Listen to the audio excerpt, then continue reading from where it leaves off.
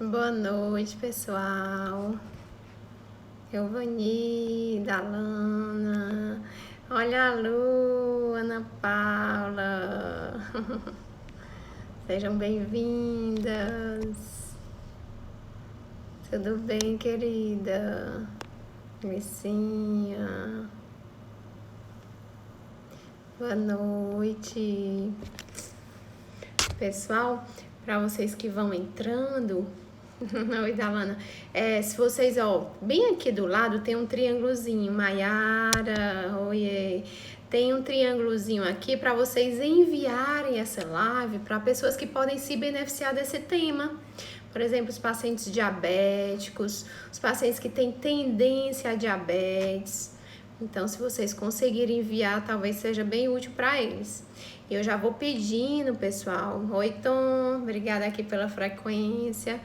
Se você está pedindo aqui para as pessoas que estiverem entrando agora, para a gente clicar aqui no aviãozinho e enviar para as pessoas que talvez possam se beneficiar com essa live.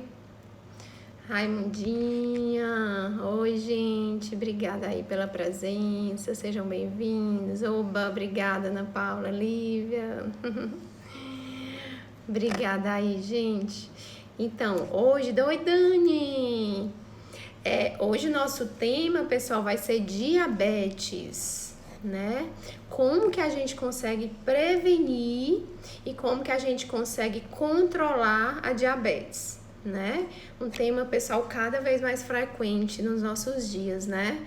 Quantidade de pessoas hoje, Keila, que é diabética, gente, e não sabe, é um número estrondoso, é muita gente, Só para vocês terem uma ideia, né? Para vocês terem uma noção, a metade das pessoas que são diabéticas não sabem que são diabéticas. Larissa, sejam bem-vindas. Oi, Samir, obrigada. João Ricardo, beleza. Renilde, gente, sabe o que é que eu tô pedindo para vocês que forem entrando? Tem esse triângulozinho aqui, se vocês conseguirem enviar essa live para as pessoas que possam estar se beneficiando, né?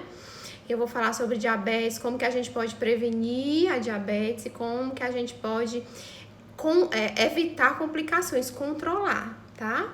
Então, esse vai ser nosso assunto da live de hoje, tá? Vou começando devagarzinho, para quem ainda não me conhece, que tá aqui pela primeira vez por indicação de alguém, né? Eu sou Samile Frota, eu sou médica endocrinologista, né? E eu trabalho, pessoal, todos os dias com pacientes com diabetes, tá? Realmente é uma frequência muito grande. A cada dia a gente sabe que esse número tá aumentando, tá? Então, assim, né? Diabetes é uma doença altamente prevalente na nossa população, na nossa população mundial, né? E, gente, a cada dia está crescendo, né? Deixa eu só... Renilde, lindona. Se vocês tiverem perguntas, gente, em relação a diabetes, põe aqui na caixa, nessa interrogaçãozinha, que a gente vai responder todas, que eu vou responder todas as perguntas, tá bom? Então, é uma doença altamente prevalente, cada vez mais. É verdade, Keila, sua mãe lá em Pacu já sei demais. Aninha, obrigada. Só no Brasil, pessoal, a gente sabe que existem, só no Brasil, 12,5 milhões de pessoas com diabetes, né? Que isso equivale a 7% dos brasileiros. No Brasil, nós somos o 4º país do mundo com a prevalência de diabetes, né? O 4º. Por quê? A gente perde em primeiro lugar para a China, para a Índia e por último para os Estados Unidos, né? Então, é um número bem preocupante, pessoal. 4º país do mundo em número de diabetes, né? E, pessoal, o problema é que a diabetes é uma doença completamente silenciosa, né? As pessoas, para conseguirem acessar o sintoma da diabetes, ela precisa estar com a glicose lá em cima, às vezes passando de 200 e por um período longo para começar a dar sintoma. Esse é o problema. Por isso que a gente fala que a metade das pessoas que são diabéticas não sabem que tem diabetes, né? Então, esse é o problema, né? Então, tem pessoas que passam anos lá com a doença e não sabem que tem a doença. E aí, gente, só que o problema, enquanto a diabetes está lá sendo instalada, a glicose alta no nosso sangue, ela vai inflamando as nossas células do nosso corpo e vai trazendo as complicações que a gente sabe que a diabetes tem, entendeu? Então, por isso, pessoal, a importância da gente estar fazendo o check-up anual. Porque como a diabetes é uma doença silenciosa, né? A gente não sabe realmente quando que tá a tua doença. Então, pelo menos, tem alguns pacientes que precisam, pelo menos uma vez por ano, tá fazendo esse check-up, né? Por exemplo, pacientes que estão com excesso de peso, são pacientes de risco para se tornarem diabéticos, né? E aí, gente, quando eu falo de excesso de peso, é principalmente aquela gordura abdominal, a gordura da cintura. Essa é a gordura perigosa, aquela gordura que a gente tem às vezes no quadril, no braço e na coxa. Às vezes a gente não gosta, mas ela é uma gordura mais benéfica do que aquela gordura que a gente acumula no abdômen, que é a gordura visceral, tá certo? Então, se você tem esse excesso de gordura, aquela cinturinha um pouquinho mais avantajada, você saiba que você está em risco de se tornar diabético.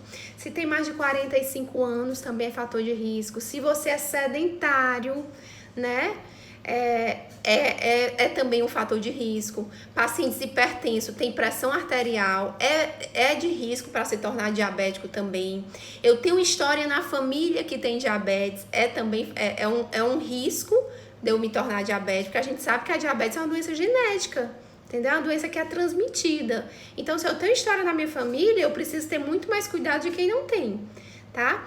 Mulheres que engravidam, pessoal, que se tornam diabéticas na gestação, também é um fator de risco a mais, tá certo? Para se tornarem diabéticas.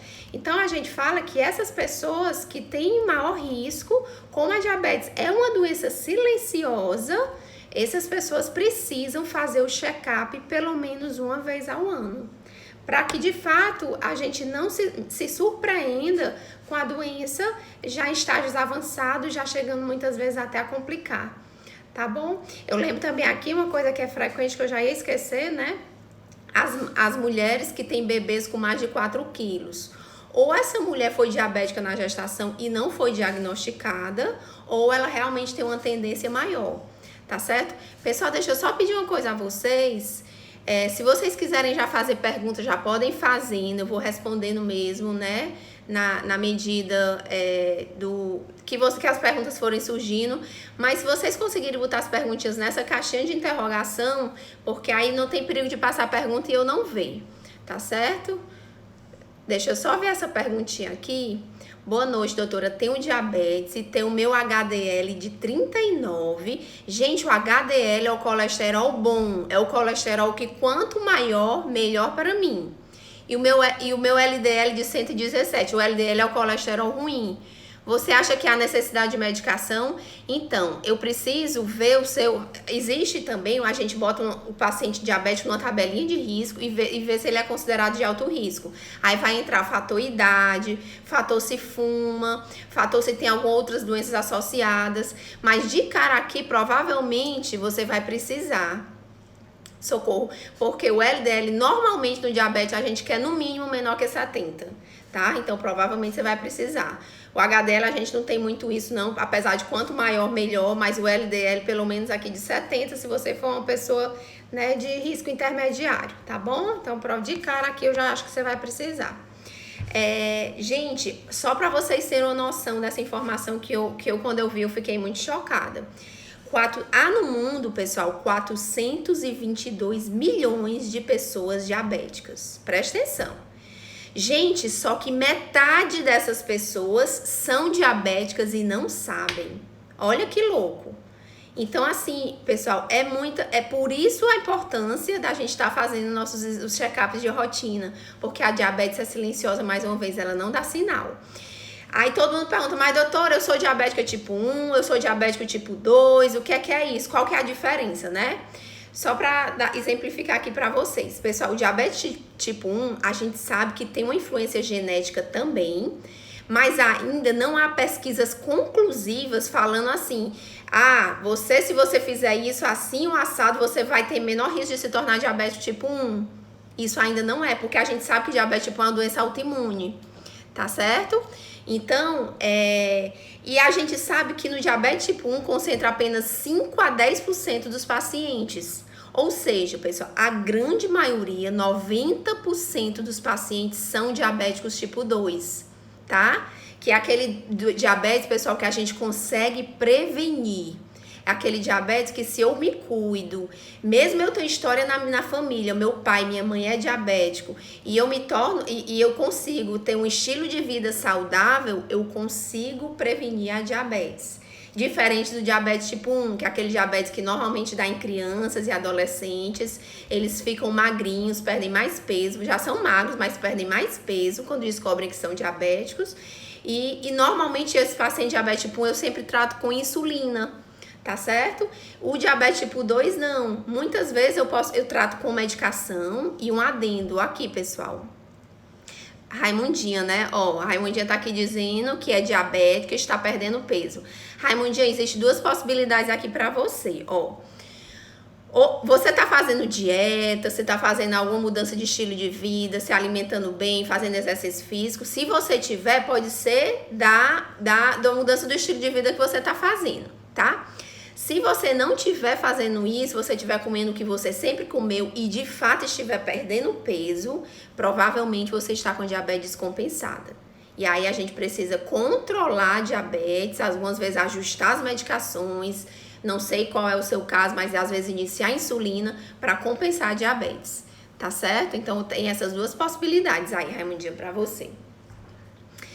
E aí, gente, como eu tava falando, né? Os pacientes que são diabetes tipo 2, 90% das pessoas, né? 90% dos diabéticos são diabéticos tipo 2. E ele se manifesta frequentemente em adultos, tá? Idosos, normalmente adultos maiores que 40 anos, mas com a prevalência, pessoal, hoje do aumento de peso, da obesidade, inclusive infantil, eu tenho crianças no consultório que são diabéticas. Uma coisa que normalmente em crianças só apareceu o diabetes tipo 1, que é aquela doença genética, que a gente não tinha muito o que fazer. Hoje a gente está tendo crianças obesas que estão diabéticas. Então, hoje a diabetes tipo 2, pela pandemia aí da obesidade, do sedentarismo, ela tá ficando cada vez mais frequente. Tá certo? E olha, gente, um detalhe bem importante. Oi, Flávia, seja bem-vinda. Obrigada aqui por estar aqui, Flávia. Olha uma observação importante, pessoal. 80% dos pacientes que têm diabetes tipo 2 pode ser prevenido por um estilo de vida saudável. Então, pessoal, olha que loucura. Eu posso prevenir de me tornar diabético se eu tenho um estilo de vida saudável. Pessoal, a Flávia disse que não tá me ouvindo. Vocês estão me ouvindo? Só dá um legal aqui, Isabelle. Só dá um legal para ver se vocês estão me ouvindo mesmo, que eu tô achando que eu tô falando e tá todo mundo ouvindo. Kerlon. Gente, por favor, se vocês estiverem me ouvindo, dá um legal, tá? Ah, ok. Obrigada, Edgleuma. Beleza, Fabi. Show. Então, assim, gente, olha que loucura. 80% dos casos de diabetes tipo 2, aquele que acontece em 90% das pessoas, pode ser prevenido com estilo de vida saudável. Pessoal, ou seja, quem controla a minha saúde, principalmente em se falando de diabetes tipo 2, é o meu estilo de vida.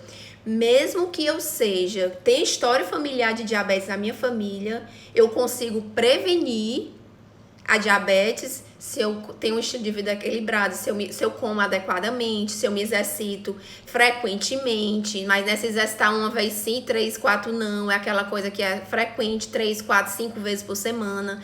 Isso sim vai evitar com que eu me torne diabético. Então, pessoal, a diabetes tipo 2, oi Rosária, obrigada por estar aqui, querida. A diabetes tipo 2 pode sim ser prevenida, tá? Por mudança de estilo de vida, diferente da diabetes tipo 1 que não pode. Gente, podem colocando as perguntinhas se vocês tiverem, que eu já vou respondendo junto com as coisas que eu anotei aqui para falar para vocês, tá certo? E pessoal, olha que notícia boa. Existem pacientes que mesmo após se tornarem diabéticos, conseguem deixar de tomar remédio para diabetes. Ou seja, entram em remissão da doença, tá? Ai, doutor, é cura? Eu posso me curar? A gente não pode falar em cura, Porque se ele voltar a ter aquele estilo de vida que não era saudável, a diabetes vai retornar. Por isso que a gente não pode falar em cura, porque cura é uma coisa definitiva. Mas a gente fala em remissão, ou seja, os pacientes conseguem parar de tomar o remédio. Gente, isso não é simples. Não é a maioria dos casos, é a minoria dos casos, porque vai exigir muito esforço de cada um. E a maioria, infelizmente, não consegue fazer mudanças de estilo de vida tão sustentáveis. Tá certo? Então é por isso que a remissão é rara. E outra coisa, para eu entrar em remissão de diabetes tipo 2, eu preciso ter descoberto o diagnóstico há menos de 5 anos, tá? Normalmente são pessoas que estão acima do peso, elas conseguem perder até 10, 15% do peso, tá bom? Então é isso. Deixa eu ler a mensagem aqui da Doriana. Boa noite. Que outros órgãos a diabetes pode atingir também, além dos rins? Doriana, eu vou até falar nisso, mas deixa eu te adiantar. A diabetes atinge vários órgãos. Eu vou citar os mais comuns, tá? Os olhos, a retina. Gente, inclusive é a principal causa de cegueira do mundo, tá? Então, cegueira é evitável com controle da doença, tá? Então, a retina, os olhos, pode atingido. Os rins, como você falou, o paciente é a principal causa de entrada de hemodiálise dos pacientes dos países de primeiro mundo. Por quê? Porque os pacientes de desenvolvimento de terceiro mundo, né, subdesenvolvidos, eles não chegam nem a isso, eles morrem antes, tá? Outra coisa, gente, o pé diabético, quem nunca já ouviu falar em pé diabético, né? Pode ter amputação de pé, perda de membros. Por quê? Porque a diabetes, com a glicose tá alta, ela inflama e ela ocasiona defeitos tanto na vascularização como na inervação dos pés. Então, pode ter amputação de pé. Por isso, pessoal, que nós precisamos ter cuidado com os nossos pés. O paciente chega no consultório, quem é meu paciente aqui sabe disso. Eu coloco em cima da maca, olho dedinho por dedinho, olho entre os dedinhos, vê se não tem nenhum fungo ali, tá certo? Porque às vezes tem um fungo entre os dedinhos, se não é cuidado isso, esse fungo pode infeccionar e causar ferida que o paciente não consegue mais cicatrizar, principalmente se a diabetes estiver descompensada. Tá? Então a gente precisa ter cuidado com os pés. E outra coisa, pessoal, Doriana, a principal causa de morte dos diabéticos não é ficar cego, vai piorar minha qualidade de vida, mas eu vou conseguir sobreviver. Eu vou perder meus rins, mas eu vou fazer hemodiálise e eu vou conseguir sobreviver ainda com qualidade de vida bem ruim, mas vou sobreviver. Eu amputo uma perna, mas eu sobrevivo. Mas vocês sabem o que é que realmente mata o paciente diabético? É doenças cardiovasculares. É AVC, que é o famoso derrame, e é o infarto. Isso é o que mata os pacientes diabéticos. Por isso, pessoal, que o FDA, que é a vigilância lá dos Estados Unidos, hoje só é possível sair medicação para diabetes se tiver o aval, estudos bem desenhados, conclusivos, de segurança para o coração. No mínimo, não deve fazer mal para o meu coração. E o melhor ainda, as medicações que estão saindo hoje para diabetes estão tendo proteção do coração. Ou seja, os pacientes estão tendo proteção de doenças do coração e prevenção de AVC. Então, pessoal, hoje melhorou demais as medicações. Antigamente, se usava medicações, inclusive que pioravam a possibilidade do paciente ter infarto e AVC, que eram medicações que davam muita hipoglicemia, a glicose baixava muito, mas com essa demanda do FDA de só colocar medicações que de fato controlam, que de fato vão prevenir o aparecimento do infarto e AVC, isso tem melhorado bastante a vida dos nossos pacientes, tá certo? Então, acho que eu tirei sua dúvida, né, Doriana? Deixa eu ver aqui da Fabi, gente. Minha mãe está com retinopatia diabética proliferativa. Doutora, não tem como reverter. Então, Fabi, deixa eu te falar. Lembra que eu estava falando desses órgãos-alvos, né? Que é a retinopatia, né? É um dos órgãos, a retinopatia é o órgãozinho que fica atrás, é uma região dos olhos que ficam atrás aqui dos nossos olhos, a retina, onde a imagem da gente é formada. os pacientes diabéticos, eles são muito acometidos pela retina. Então, normalmente, quando é retinopatia diabética proliferativa, existe tratamento sim, e em muitos casos a gente consegue reverter. A gente não, que no caso é o oftalmologista. Ela precisa primeiro ir pro oftalmologista para ver se vai fazer laser, se vai aplicar medicação intraocular. Mas uma coisa eu lhe digo, Fabi, precisa controlar a diabetes. Eu recebo todo dia encaminhamentos dos oftalmologistas encaminhando, por favor, doutora, controlar a diabetes dessa paciente que já está com retinopatia grau avançado. Porque ela pode até fazer o laser, ela pode fazer até medicação intraocular, mas se a diabetes não estiver controlada, vai voltar, pessoal. Então, a primeira coisa para evitar complicação de qualquer órgão-alvo é compensar a diabetes. Ô, Leila, sua lindona, obrigada. Obrigada mesmo. Então, gente, é isso. Como eu tava falando, pessoal, a diabetes não tem cura, tá? Tem remissão em alguns pacientes. Gente, mas ela tem controle. Ela tem controle. Existe hoje. Primeira coisa que a gente precisa entender. Deixa eu só beber uma águazinha. Primeira coisa.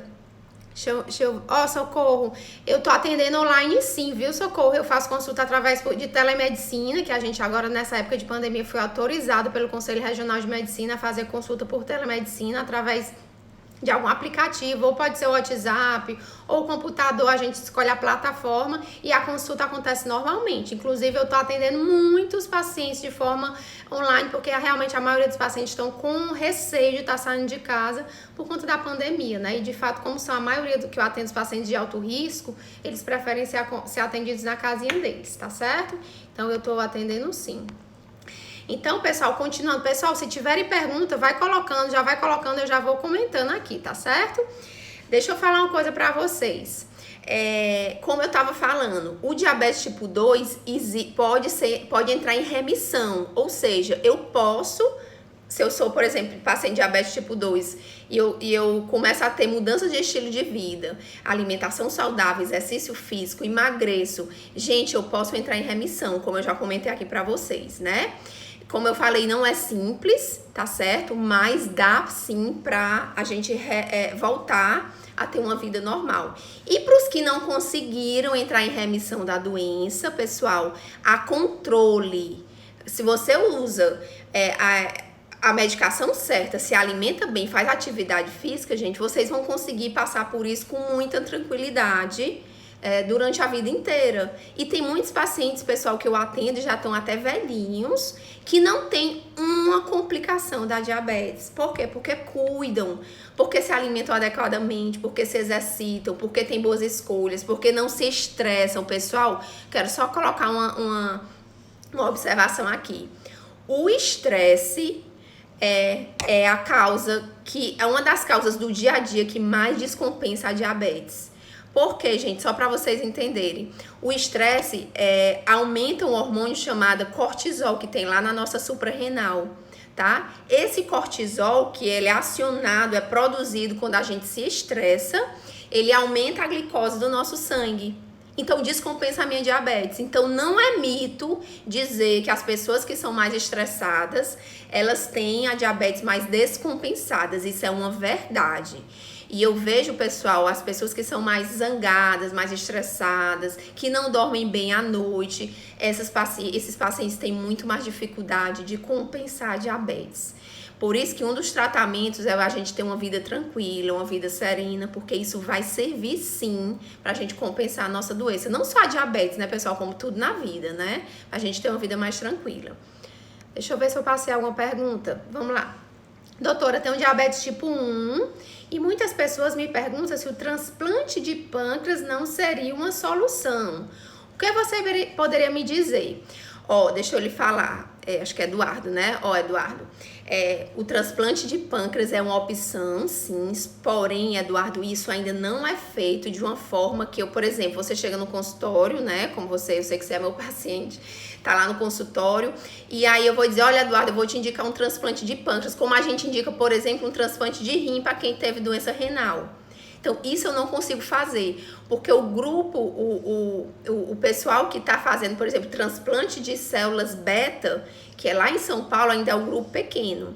Mas, por exemplo, o transplante de pâncreas, para quem tem diabetes tipo 1, porque, por exemplo, só para você entender, ó, do mesmo jeito que existe o transplante de rim, existe o transplante de pâncreas.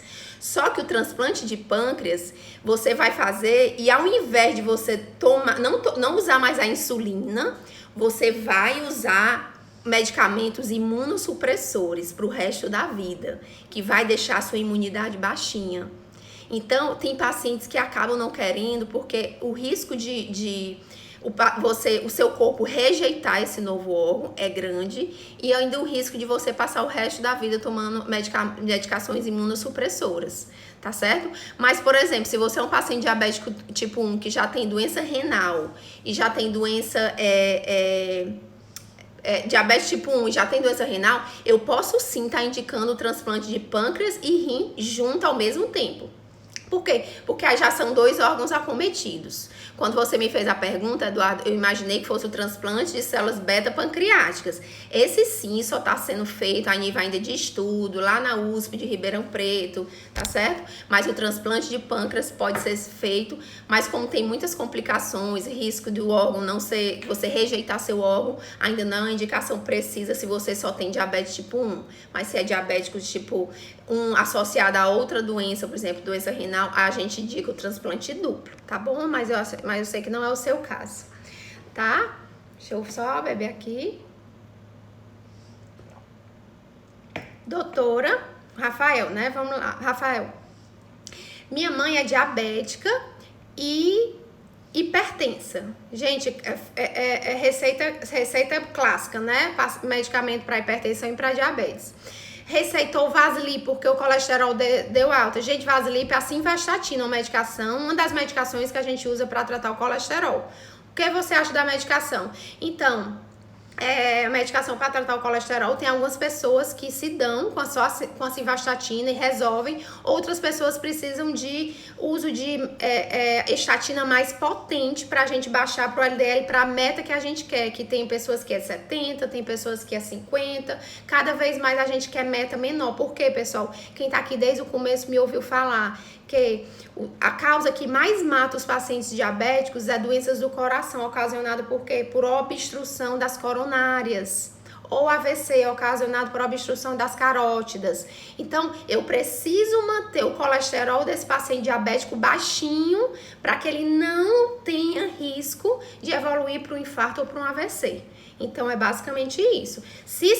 Rafael, se sua mãe tá controlada, tá na taxa ideal de LDL, que é o colesterol ruim, com Vaslip, ótimo, mantém. Agora, se não controlou, a gente precisa, às vezes, lançar a mão de estatina mais potentes para poder esse colesterol baixar e ela diminua bastante o risco dela ter esses eventos secundários, tá certo?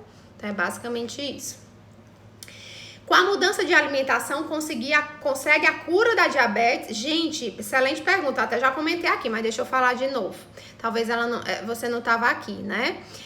Deixa eu lhe falar. Ó, em pacientes de diabetes tipo 2, que são diabetes que 80% pode ser prevenido com mudanças de estilo de vida, alimentação saudável e atividade física.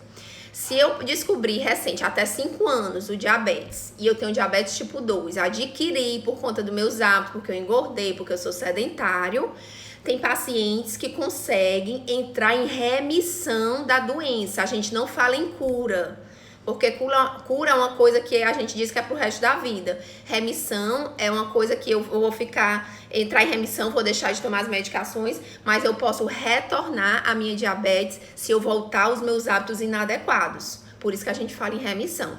Hoje isso é possível, pessoal. Se a gente falasse isso há 5 anos atrás, ia ser um absurdo.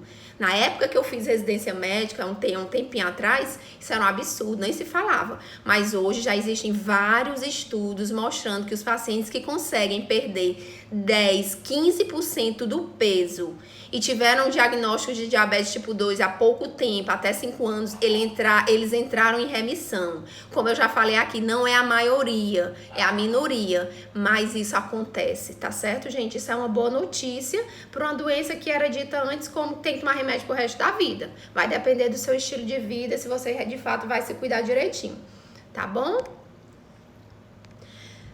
Boa pergunta, viu, Sandra? O Theo, meu cachorrinho latindo ali fora. Ele adora, ele escuta um barulho de um cachorro, aí ele já começa na garagem. Dormir pouco ajuda a descompensar? Gente, com certeza. Eu nem titubeio de responder essa pergunta, viu, Sandra? Gente, hoje a gente sabe que o sono é essencial para o controle metabólico de todas as doenças crônicas do nosso organismo. Tá certo? Então, quando eu durmo pouco, eu desestabilizo meu centro de apetite, regulação de apetite, da fome, da saciedade.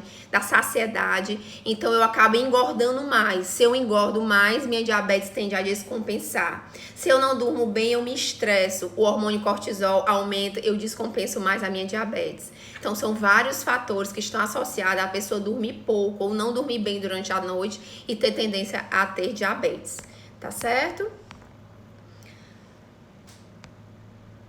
Ah, pois é, a Raimundinha aqui falando, não estou fazendo atividade física, eu estou emagrecendo. Raimundinha, então assim, se você é diabética e está emagrecendo sem querer, muito provavelmente a sua diabetes está descompensada, tá? Então você deve procurar ajuda profissional para ver os exames, saber o que é que está acontecendo e fazer o ajuste das medicações para saber o que é que a gente precisa fazer para você voltar a ganhar peso, não é nem ganhar peso, a parar de perder peso. Porque, gente, às vezes o emagrecimento é a falta da insulina. A insulina é um hormônio que faz reação, anabólico. Se eu tenho deficiência da insulina, eu entro em catabolismo, em quebra da minha massa magra. Então, eu começo a emagrecer. Então, eu tô emagrecendo, mas com doença, não emagrecendo com saúde. Esse é o problema da diabetes, tá bom? Gente, deixa eu ver essas perguntinhas aqui, eu ainda tenho algumas coisas para falar. Vamos lá. Olha a Isabelle. Quais os sintomas aparecem quando a diabetes está começando a se manifestar? Então, Isabelle, a diabetes, ela é uma doença, como eu falei aqui, a maioria das vezes ela é silenciosa, tá? A maioria das vezes. Mas quando o paciente começa a sentir sintoma, é porque a glicose já está bem mais alterada. Só para você ter ideia, o que é o normal no meu sangue? Glicemia de 70 até 120, 130, esse é o normal que eu considero, dependendo da hora que eu for realizar o meu exame de jejum ou se eu for fazendo as pontinhas de dedo em casa, tá? Então, se eu tenho essa glicose já bem descompensada, há algum tempo, depois de passar a fase silenciosa da doença, eu posso começar a ter um peso nas pernas, aquele cansaço excessivo, tá? A minha visão começa a ficar embaralhada, eu começo a ver duplo, aquela visão emborrada, tá? Eu posso começar a fazer muito xixi, eu posso começar a beber muita água, eu como muito, eu tenho muita fome, que a gente chama de polifagia, e mesmo assim eu tô perdendo peso, tá? Porque a diabetes é assim, gente, a gente tem fome, come e não engorda, porque a gente tá sem insulina, principalmente quando ela tá muito descompensada. E sem a insulina no sangue, as pessoas tendem a emagrecer, tá certo?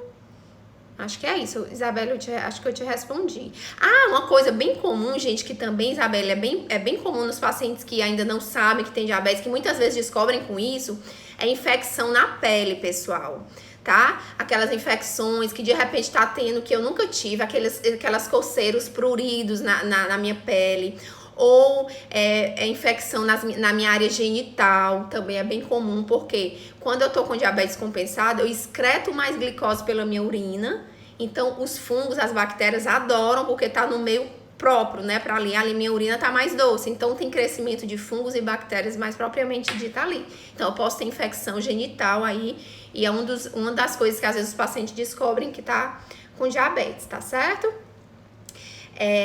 Eu acho que eu te respondi, né, Isabelle? Mas lembrando, pessoal, a maioria das pessoas não sentem nada. Ou seja, não sente nada, por isso que é importante o check-up anual, tá? Principalmente para as pessoas que são de risco, as pessoas que já têm mais de 45 anos, que estão acima do peso, que têm história familiar de diabetes, tá? Que tem hipertensão, que tem apneia do sono. Essas pessoas precisam fazer check-up anual, porque a maioria, gente, como eu falei aqui, de nada, querida. Como eu falei aqui, ô Giovanni, obrigada. Como eu falei aqui, a maioria dos pacientes são diabéticos que não sentem nada. Então, por isso a importância do check-up, tá certo? Anual, pelo menos, tá? Eu acho que essa responde, eu acho que eu já te respondi, gente. Consegue reverter o diabetes? Parei de tomar medicações só com alimentação. Parabéns! É sério, que maravilha! Então, Dedão, parabéns, porque se você conseguiu reverter a diabetes o que é que a gente fala, gente? A gente fala em remissão, não pode falar em cura. Por quê? Porque os pacientes que são diabéticos e conseguem controlar com alimentação... Gente, a alimentação é 50% do tratamento. É muita coisa, tá? Então, se eu consigo me alimentar de uma forma eficiente, 50% eu já resolvi. Os outros 50% é a medicação. Mas se eu consigo controlar bem direitinho consigo perder bastante peso, chegando às vezes até 15% do meu peso, eu de fato consigo às vezes deixar de tomar as medicações. Então eu entrei em remissão. Então isso é uma verdade de fato. Tá certo?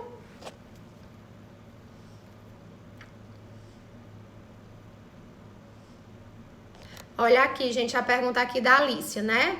Vivo com as mãos e os pés soando e gelado. Tem alguma ligação com a diabetes ou tireoide? Alicia, eu não sei se você já é diabética, tá? Mas normalmente, se você for diabética, tá certo? E se você tiver com os pés e as mãos gelados, pode ser sinal de hipoglicemia, quando a glicose no sangue começa a cair, tá?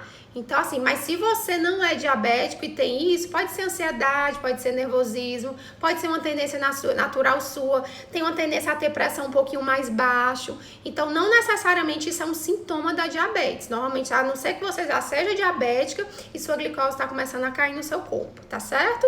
Aí sim, mas só da diabetes em si, isso não é um sintoma comum das pessoas sentirem. Olha aqui, doutora, fiz o check-up anual em março e em maio tive Covid. Preciso fazer outro check-up? Em março? Não. Se você fez o check-up agora, em março, 6 meses, tá certo, Eduardo? Porque como você é DM1, né? Aí... Ô, gente, acho que a conexão deu uma baixazinha aqui, mas já voltou.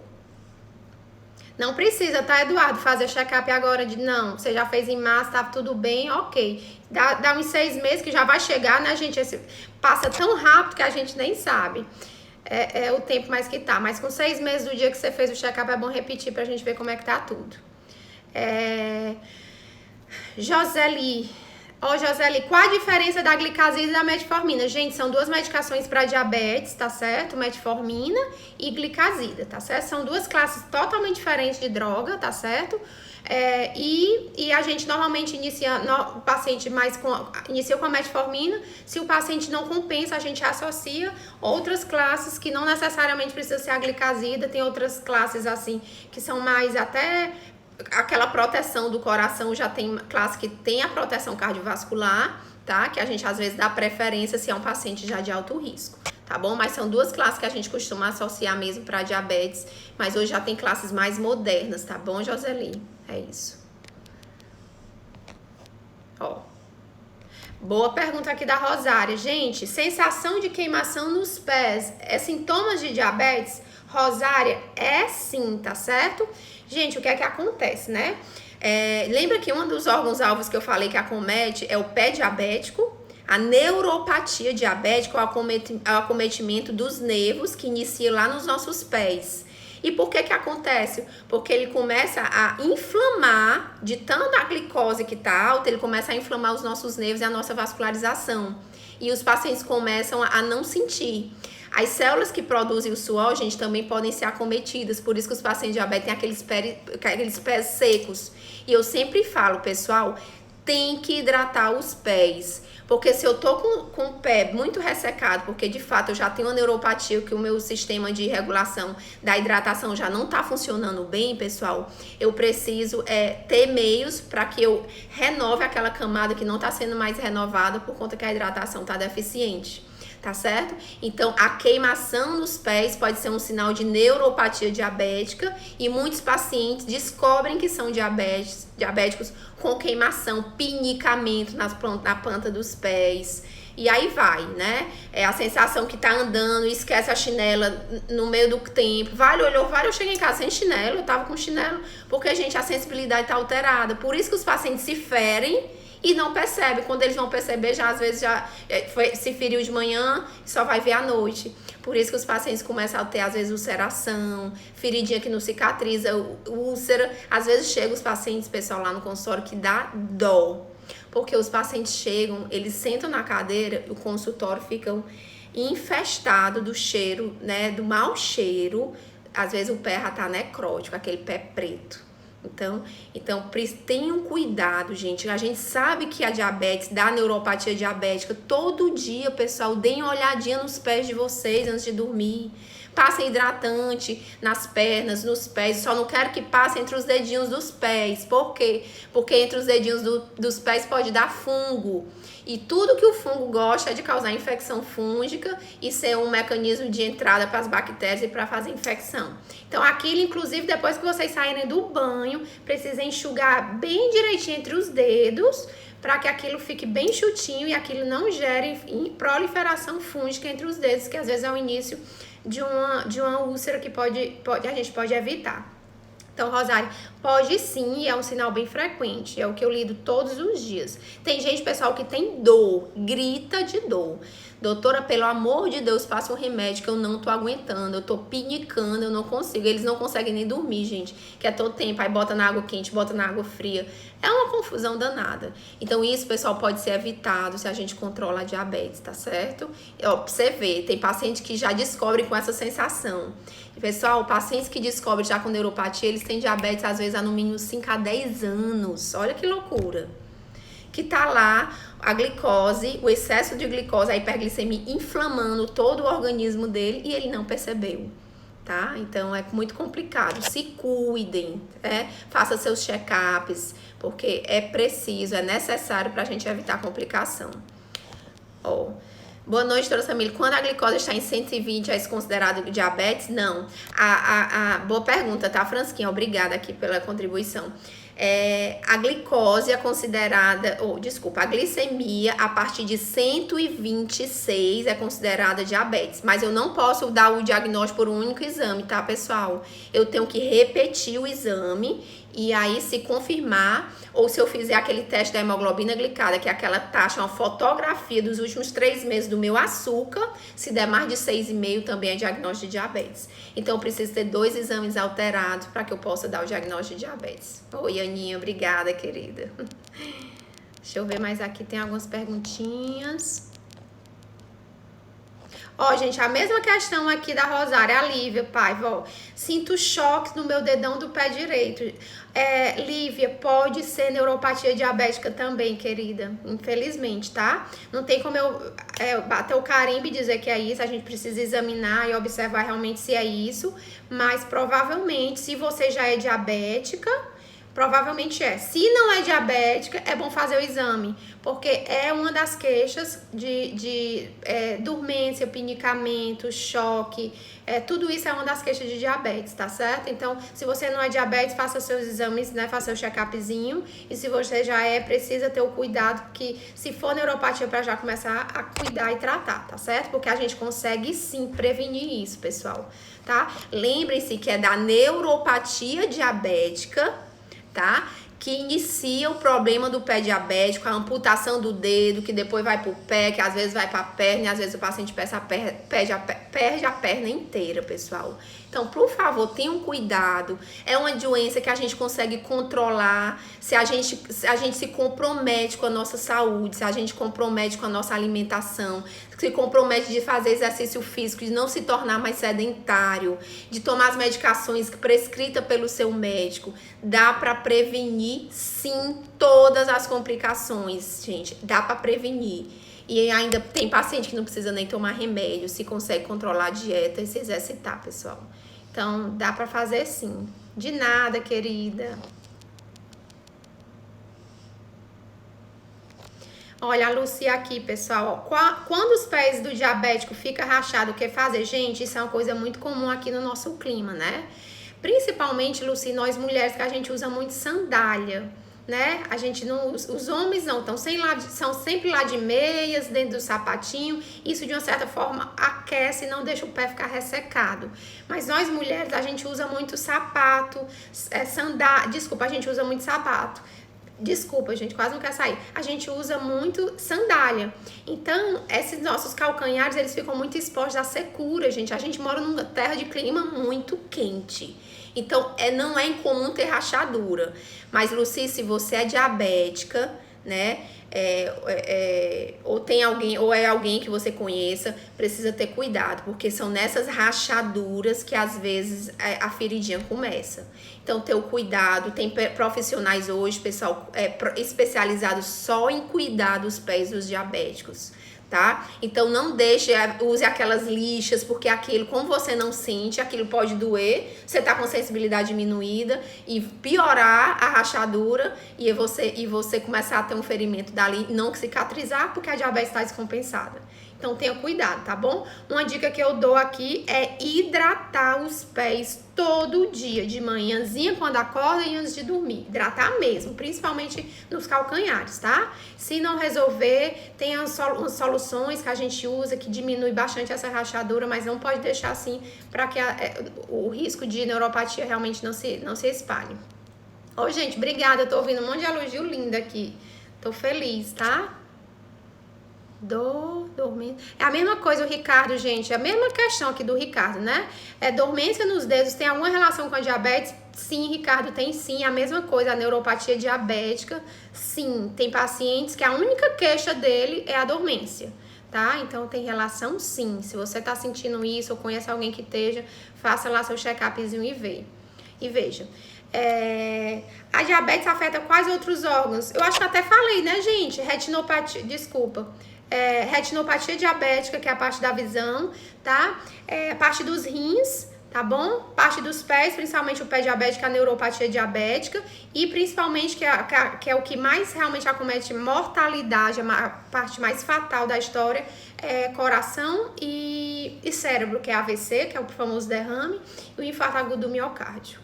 Tá? São os órgãos mais acometidos, mas pode acometer tudo, tá, gente? Hoje em dia, a gente sabe que a diabetes é uma doença que acomete muito os órgãos de uma maneira geral.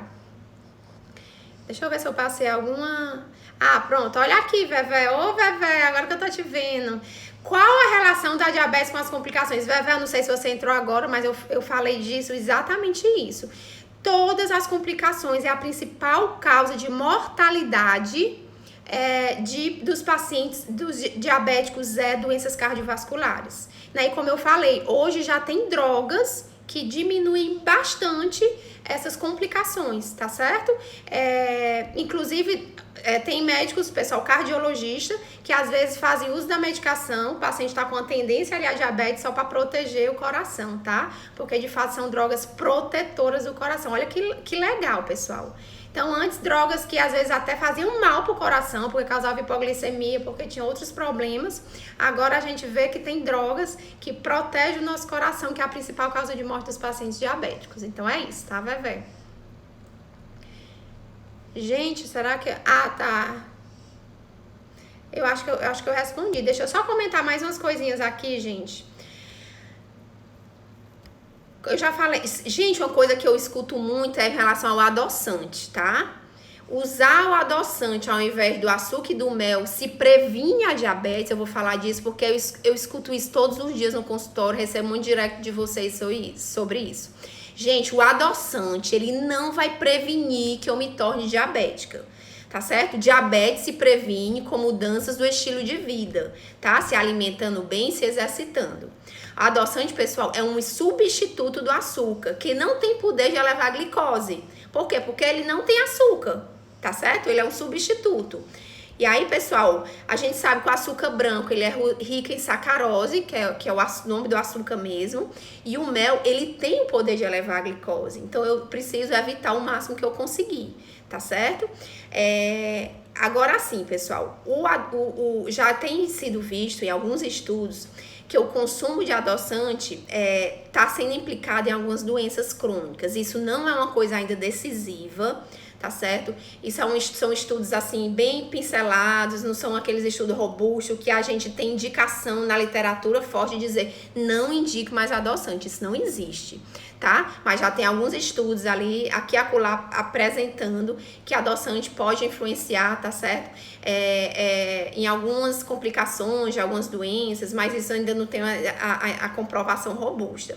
O que é que eu faço, gente, para os pacientes diabéticos? Eu não indico açúcar, tá? O açúcar branco. Ai, doutora, eu posso açúcar mascavo? Eu posso açúcar demerara? Gente, é melhor do que o açúcar branco, porque ele é menos industrializado. Ele tem mais fibras, minerais e vitaminas, tá? Mas a quantidade de açúcar é a mesma do açúcar branco. Lógico que se eu tenho os dois, eu vou preferir o mascavo ou o demerara. Mas eu lembro que é a mesma quantidade de açúcar, de carboidrato, tá bom? E o que é que eu tô preferindo também hoje, gente? Eu não sei se vocês já ouviram falar, pessoal, no xilitol. O xilitol, pessoal, é um adoçante natural, que ele é encontrado nas fibras de alguns vegetais, tá? E ele apresenta uma taxa de absorção, pessoal, bem mais lenta do que a do açúcar normal. Ele vai ter carboidrato, sim, gente, para vocês entenderem o que é carboidrato. O carboidrato se transforma em açúcar quando a gente come. Eu preciso deixar de comer carboidrato? Não, não, não, não, não. Eu preciso do carboidrato para eu me alimentar, para dar minha energia para o meu corpo. É a fonte mais rápida de produção de energia através dos carboidratos. Então, eu não posso deixar de suspender os carboidratos, tá? Eu tenho que preferir carboidratos complexos, carboidratos integrais, batata doce, mandioca, cuscuz, carboidratos que tem fibra, tá? Não é aquela tapioca, não é o arroz comum, arroz branco, não é a farinha, tá? São carboidratos que mais complexos, que ele demora mais a ser digerido, que ele não vai dar aquele pico de açúcar no meu sangue. Tá certo? Então, o xilitol vai ter carboidrato, mas é um carboidrato de uma absorção mais lenta. Então, é uma das opções de eu trocar o açúcar pelo xilitol, tá certo? Mas, doutora, eu gosto de adoçante, eu quero tomar adoçante. Eu tenho que tirar? Não tenho que tirar. O que é que eu aconselho? Gente, fica trocando o tipo de adoçante. Agora eu tô com estévia. Quando acabar o estévia, eu vou pro sucralose. Agora eu vou pro xilitol, tá certo? E sempre lembrar que como o xilitol tem carboidrato, ele tem que estar ali inserido no meu plano alimentar ideal, que eu também não posso ultrapassar a minha cota, tá certo, pessoal? Então, eu digo muito que o consumo de adoçante é uma alternativa importante, mas ela é dispensável, pessoal, para a maioria dos alimentos. O bom mesmo é eu sentir o gosto dos alimentos reais. Quando eu taco açúcar, adoçante, na verdade eu tô tampando aquele gosto para um gosto mais adocicado. Eu tô tampando o suco, eu tô tampando a vitamina, tá certo? O café. Então, se a gente consegue não usar adoçante de jeito nenhum, é a melhor opção. Se eu não consigo, eu posso usar o xilitol. Se eu não gosto do xilitol, eu posso usar algum outro tipo de adoçante. Não tem, o melhor mesmo seria o stevia, depois o sucralose, mas mesmo assim eu tô intercalando. Uma vez é o stevia, outra vez o sucralose, outra vez... E aí eu vou rodiziando para não ficar sempre com o mesmo adoçante, para que se no futuro a gente descubra que adoçante X, A, B ou C dá problema, eu pelo menos usei por um tempo grande, tá certo, pessoal? Concordo com você, Vevé. Gente, obrigada. Obrigada, viu, gente? Obrigada mesmo. Pronto, o adoçante é indicado para quem tem diabetes, eu acabei de responder, né, gente? O ideal é não tomar adoçante de jeito nenhum, mas se eu preciso, eu posso optar pelo xilitol, que ele é um adoçante mais natural, né? Só que ele tem carboidrato. Mas se eu for optar pelo adoçante, é só rodiziar a quantidade mesmo o tipo de adoçante necessário. Pessoal, uma pergunta que eu anotei aqui, que vocês me fizeram na caixinha, porque eu tô vendo, não sei se... Deixa eu ver aqui. Eu acho que eu respondi as perguntas. Acho que eu não vi mais pergunta. Não, acho que foi tudo. Gente, O stevia é excelente, socorro, o stevia é excelente, é o adoçante mais natural que tem, porque o xilitol ele não entraria como adoçante, porque ele tem carboidrato, mas o dos adoçantes, o stevia é o mais saudável, tá bom? Porque é realmente o mais naturalzinho que tem, porque ele é derivado da planta, da stevia, tá certo? Então é o que eu mais recomendo de todos. Pessoal, outra perguntinha aqui que me fizeram e que eu quero compartilhar para vocês. Pessoal, chocolate pode? O que é que vocês acham? Olha que notícia boa. Pode sim comer chocolate, mesmo eu sendo diabético. Pessoal, olha, o que é que eu tenho visto as pessoas? Menina, me deu um calor aqui, deixa eu ajeitar aqui, peraí. Vou ligar aqui porque o negócio ficou mais quente. Gente, Sobral, tá quente demais. Eu não sei onde vocês estão, se vocês estão aqui também. Mas é uma quentura assim... Tô derretendo aqui. Acho que é porque eu tô animada aqui com vocês. Então, pessoal, chocolate pode? Pessoal, pode. Desde que não seja exagerado. Eu não vou comer uma caixa de chocolate, né? Eu só quero lembrar pra vocês, pessoal, que o chocolate é um carboidrato. Que ele vai se transformar em açúcar no meu sangue. Mas eu também não preciso comer carboidrato na minha alimentação. 60% da minha alimentação tem que ser a base de carboidrato. Tá? Então, ele tem que estar contemplado na minha alimentação geral, tá? Então, sempre que eu for preferir, hoje eu tô desejando chocolate, tem dia que a gente tá assim, inclusive eu. Então, eu prefiro aqueles chocolates 70%, que eles têm mais cacau. O cacau é um poderoso antioxidante, pessoal, que faz, inclusive, bem à saúde, né? Agora, eu só quero deixar um recado pra vocês, pessoal, evitem chocolate diet. Porque, pessoal, o chocolate diet, olha que louco, ele tem a mesma quantidade de carboidrato de um chocolate tradicional, ele só não vai ter a sacarose, que é açúcar, aí eu vou ver lá zero açúcar, porque não tem a sacarose, mas tem lá carboidrato. E carboidrato eu sei que se transforma em açúcar. E aí, pra compensar, porque não vai ter o açúcar, gente, do chocolate, ele vai compensar na quantidade de gordura. Então, fica muito mais calórico e mais maléfico para mim. Então, não usem chocolate diet, aprendam a ver rótulos. Vocês que são diabéticos, olhem se de fato aquilo tem carboidrato e quanto tem de carboidrato. Quanto mais carboidrato, maior a potencialidade dele se transformar em açúcar. Então, não olhem só açúcar, não. Olhem a quantidade de carboidrato dos rótulos. É assim que vocês vão aprender a saber o que vocês podem ou o que vocês devem evitar. Tá certo? Ô, gente, tá nos meus minutinhos finais. Eu tô gostando tanto de falar pra vocês. Gente, se eu só terminar aqui, comer muito açúcar dá diabetes? Eu peguei várias coisas porque eu achei muito legal essas perguntas que vocês fizeram, né? Gente, comer muito açúcar dá diabetes? Gente, o que dá diabetes, a diabetes que a gente consegue evitar, né? A diabetes tipo 2. A diabetes tipo 2, ela acontece por conta de uma dieta hipercalórica, não importando a fonte de que vinha, se é de muito açúcar ou se é de gordura. Então, o que dá muito açúcar, se você tiver uma quantidade razoável no seu dia, pode não dar diabetes. E pode ter pessoa que não come nada de açúcar, mas tem uma alimentação altamente calórica, rica em gorduras saturadas, que tem diabetes e não come nada de açúcar, porque tem lá, gosta muito de carne vermelha, toma leite integral, usa muita manteiga, bacon, ovo, principalmente a gema. Então, esses pacientes, às vezes nem comem açúcar, mas tem risco muito maior de ter diabetes, porque eles têm comida muito mais calórica e estão engordando, e isso sim vai ter mais tendência a causar diabetes. Tá certo, gente? E aí, só pra gente evitar quais tipos de alimentos que eu devo evitar, pessoal. Carne vermelha, leite integral, manteiga, porque elas são ricas em gordura, tá? Evitar o açúcar branco, né? Só o açúcar branco mesmo. Alimentos muito processados, tá certo?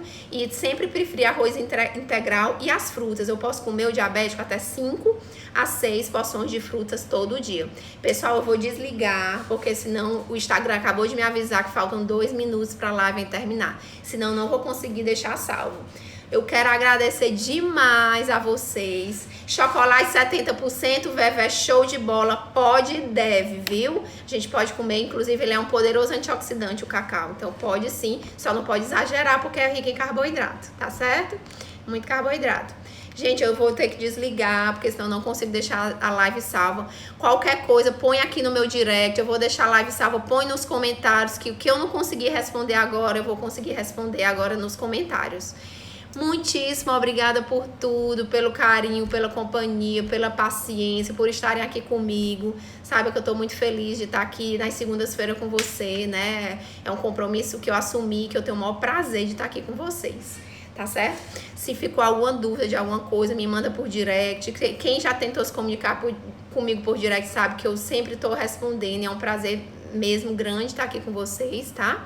E se ficou ainda alguma dúvida, põe aqui nos comentários que eu vou já deixar o vídeo salvo, tá bom? Que Deus abençoe muito vocês, se cuidem, é possível sim a gente ter diabetes, a gente ter uma vida completamente plena e saudável, e ainda é possível melhor prevenir a diabetes com meus hábitos alimentares e com minha atividade física, tá bom, pessoal? Se cuidem, que Deus abençoe, uma noite bem abençoada a todos. Um beijo, fiquem com Deus, tá?